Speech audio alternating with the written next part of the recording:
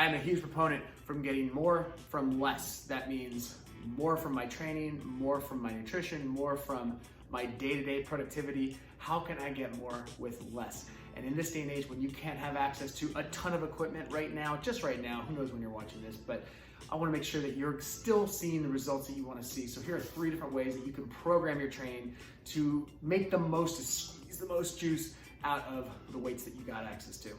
Method number 1, density rounds. I friggin' love density rounds.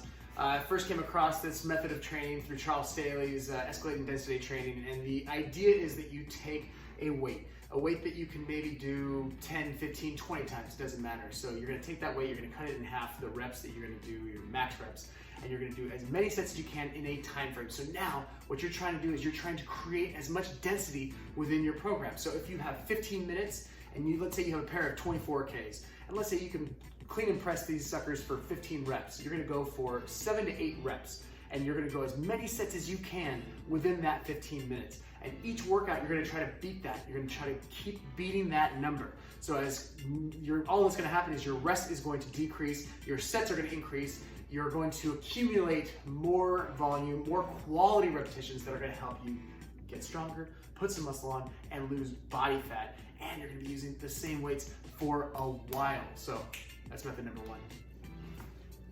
Method number 2, complexes. So this is where you take a light pair of kettlebells, a light barbell, light dumbbells, and you're gonna perform a series of exercises that all string together without putting the weights down. So what this is gonna do is this is gonna increase your work capacity, this is gonna increase your overall time and attention, it's gonna allow you to work on the skill of these movements, so that way you can get better at these. It's gonna accumulate a lot of fatigue, so it's fantastic for putting a muscle on as well.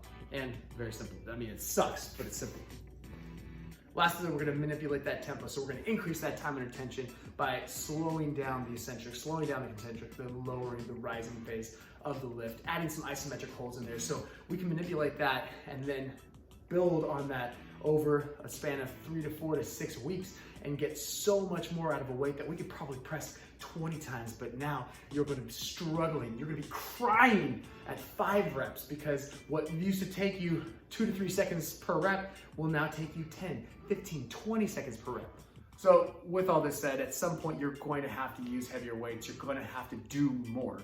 So these are just some ways that you can kind of buy some time to get the most from the weights that you've got so that you can work on the skill of movement, you can increase your work capacity, increase your endurance, drop body fat, and maybe right now, if you don't have access to a lot of stuff, you might have to change your goal a little bit.